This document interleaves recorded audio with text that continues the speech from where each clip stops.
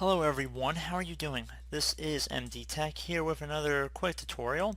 In today's tutorial I'm going to show you guys how to have Excel skip blanks when you're copying and pasting items in Excel. So basically Excel will not override existing values with blanks, and this tutorial should be pretty straightforward. So we're going to start by selecting whatever data we don't want to have any blanks skipped over for. So I'm going to select C here. I'm just going to right click on the letter at the top.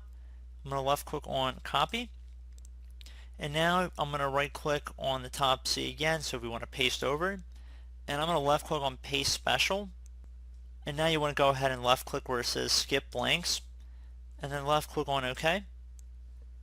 So there you go guys, pretty straightforward, and I do hope I was able to help you guys out, and as always thank you for watching, and I do look forward to catching you all in the next tutorial.